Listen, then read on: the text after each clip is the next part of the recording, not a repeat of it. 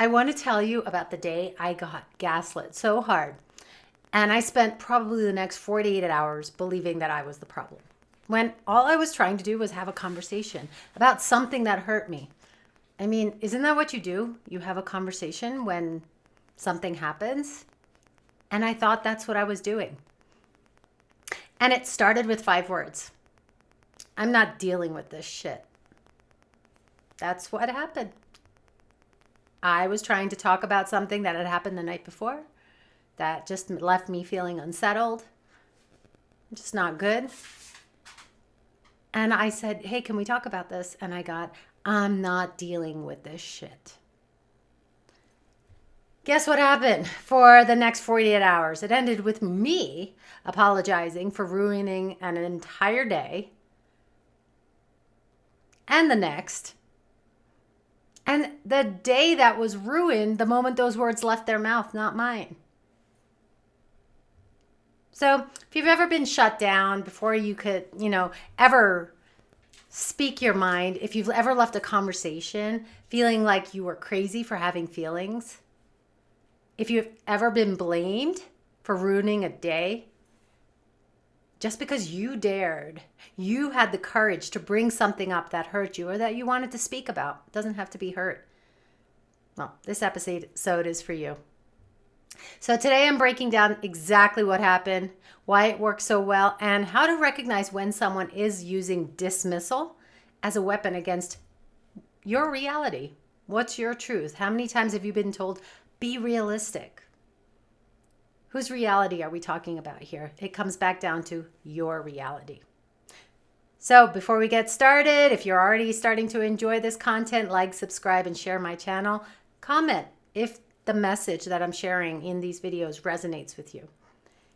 I'll be going into more each week around topics related to speaking up as a woman in perimenopause, menopause, all the pauses, spiritual awakenings.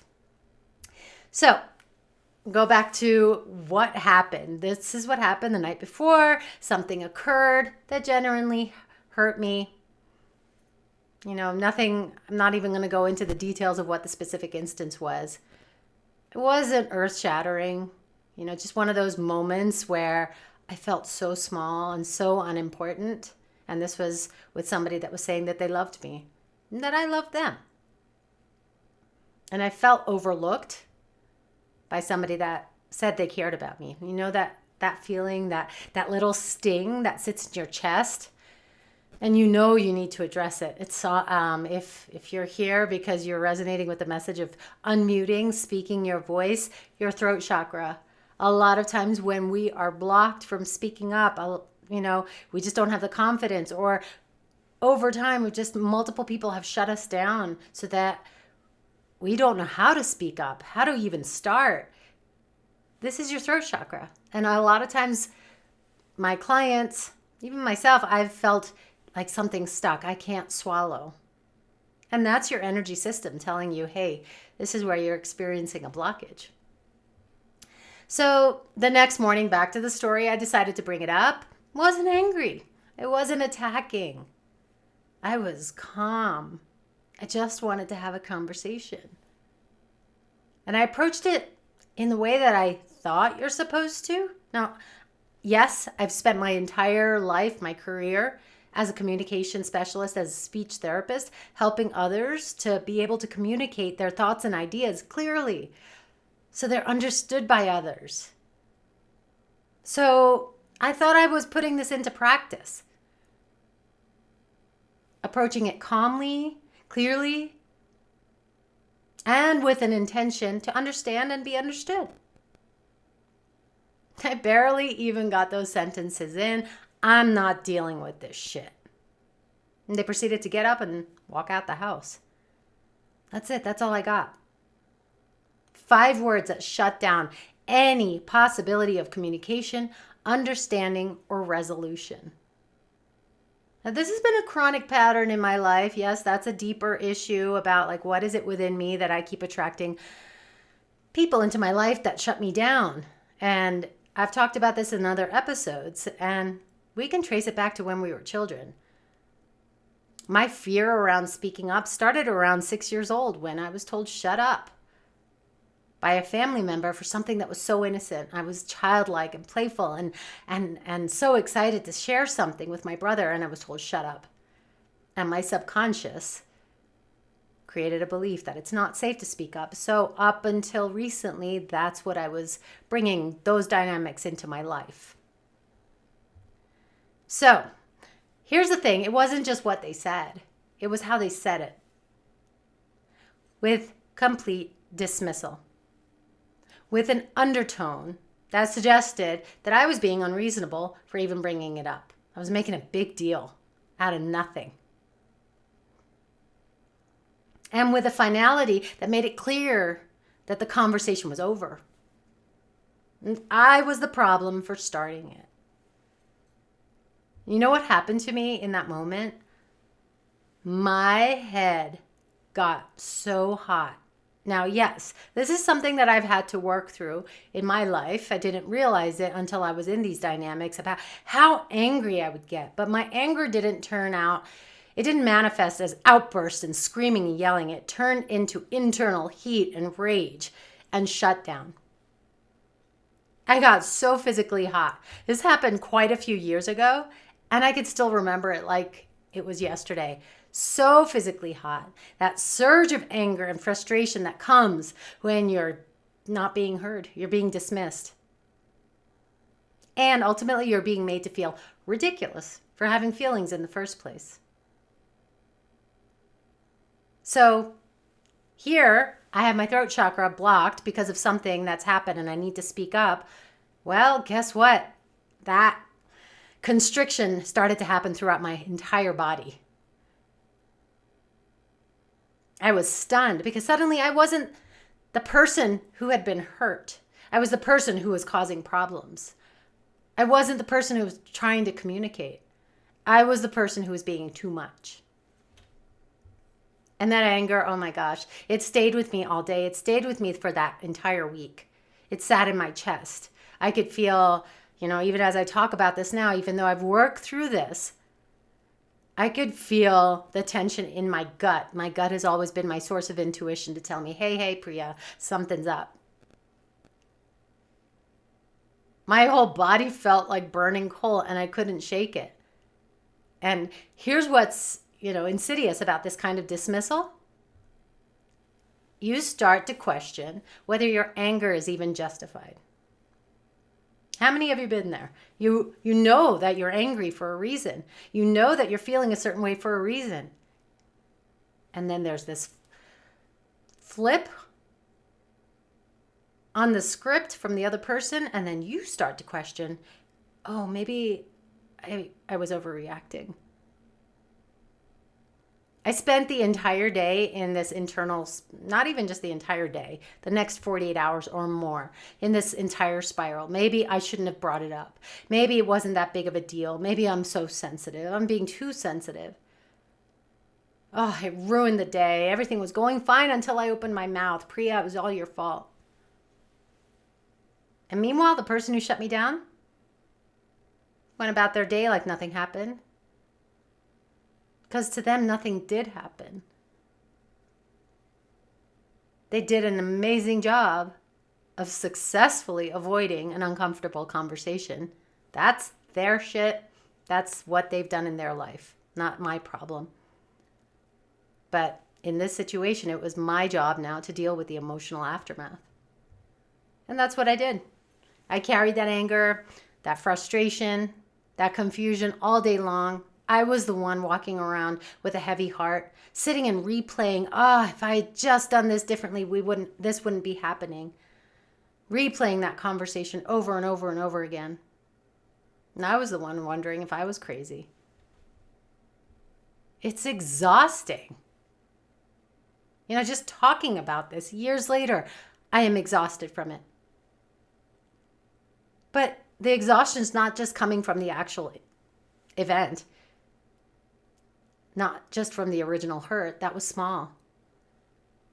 It's the exhaustion of a lifetime of carrying the weight of being dismissed. Think about how many times you've gone through your life just being dismissed. somebody walks away from you when you're trying to say something.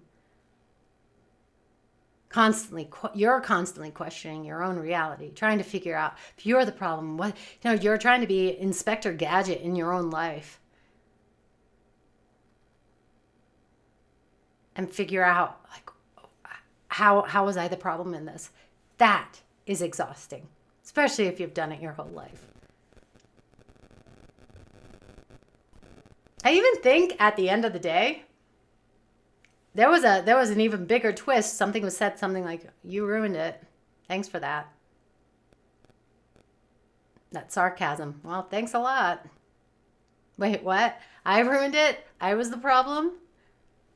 The person that tried to have a conversation about something that hurt me was responsible for ruining this entire day even more. And guess what happened as a result of being told that? I believed it. I actually believed it. I remember talking to my cousin, who's one of my best friends, and saying, I did ruin it. I didn't need to do that. I should have just kept my mouth shut. And I should have just gotten over it. I apologized. Yep, that's what I did. Being the people pleaser that I was, no longer I'm that person. And the person who has to be the peacemaker just has to make everything okay. Because it was so uncomfortable for me, I apologized. I apologized for having feelings. I apologized for trying to communicate. And in retrospect, as this week, you'll see my episodes were around gaslighting. That's what I realized had happened. It wasn't just being dismissed. It was gaslighting. Slowly, systematically, over the course of a couple of days, which extended much longer. So let me break down exactly what happened here, because this is gaslighting in its most subtle and effective form. We have the dismissal. I'm not dealing with this shit. It isn't just a refusal to engage and say, no, I don't want to talk right now. It's a character assassination. It labels your feelings as shit, worthless, garbage, as something beneath their consideration. It positions you as the unreasonable one for having feelings in the first place. Then we go into the emotional isolation. By shutting down the conversation, guess what? I had to carry all the emotional weight alone. Sit there crying, processing my original hurt, replaying everything in my head to see what could I have done differently. Plus the new hurt of being dismissed. That anger, that rage that I felt inside, that I had no tools to have there be an outlet for that. All by myself. Think about how isolating is that?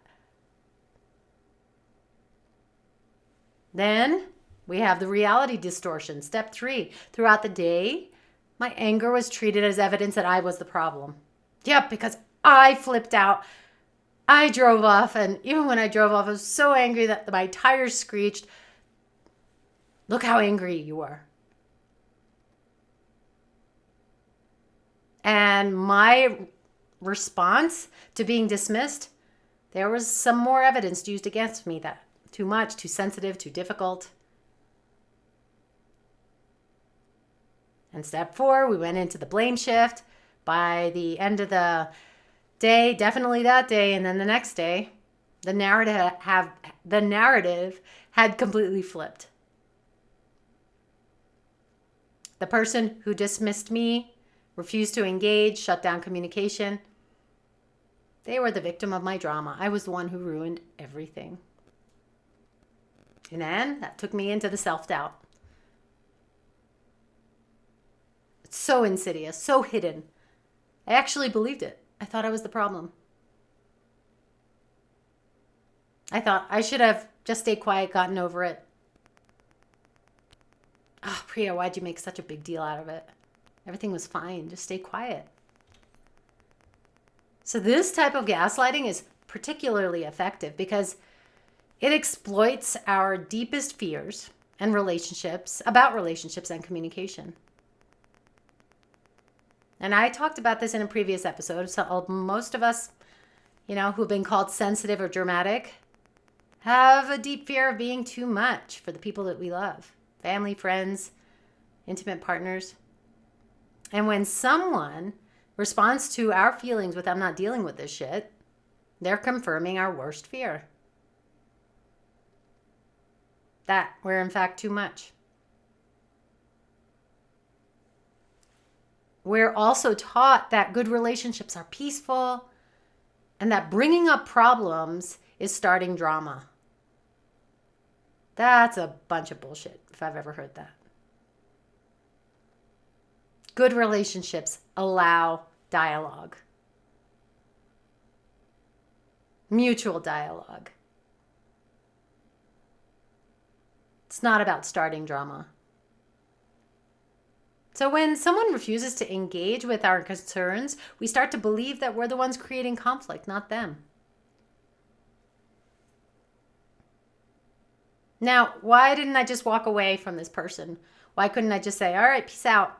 I'm not dealing with this shit with you. This is how you talk to me. I'm not dealing with this. Well, at the core of that was a threat of abandonment. It was a threat to withdraw completely, and I had a fear of that. And at the time, I would have rather questioned my reality than risk losing the relationship, even if it wasn't good. Now, the last thing, we've also been taught that it's our job to make other people comfortable, even at the expense of our own emotional well-being. So when someone is uncomfortable with our feelings, we assume it's our job to fix that discomfort by not having feelings. How screwed up is that?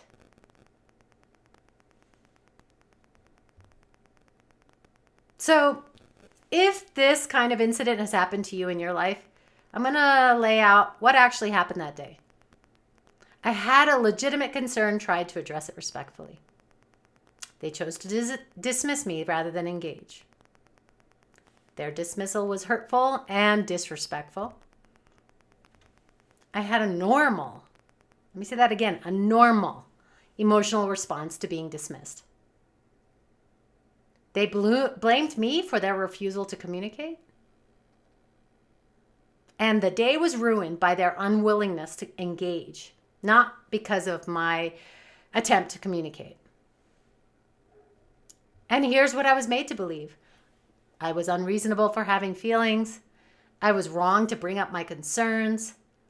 I was responsible for their emotional discomfort. I was the one who ruined the day. And I should apologize for trying to communicate. Do you think I got an apology? Even though I stated what hurt me? No. So the difference between these two realities is the difference between truth and gaslighting. So like I said, if this felt familiar, if this is resonating with you, something similar has happened to you, here's the red flags to watch out for. The immediate shutdown when someone refuses to engage with your concerns before you've even fully expressed them. That's not boundary setting, that's dismissal. The emotional isolation when you're left to carry all the emotional weight of a situation alone while the other person acts like nothing happened. That's not your problem. That's their avoidance. The blame flip, when your emotional response to being dismissed is used as evidence that you're the problem. Guess what? That's gaslighting.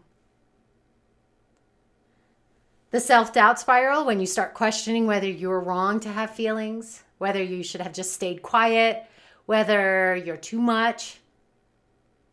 That's the gaslighting working.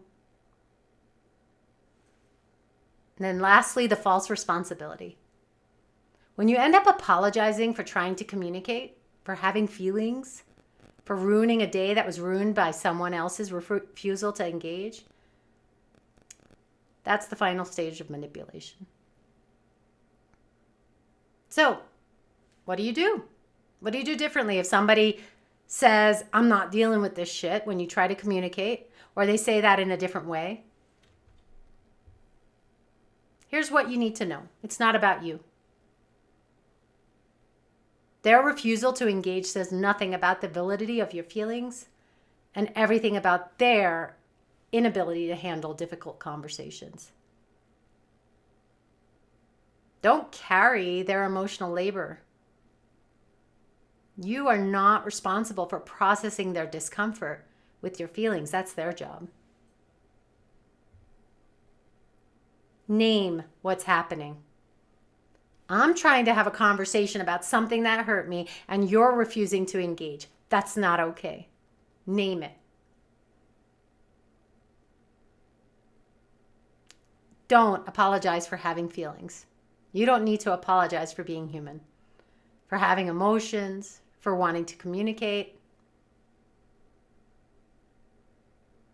And then start creating a record, a mental record of this pattern. If this is happening repeatedly, start noticing the pattern.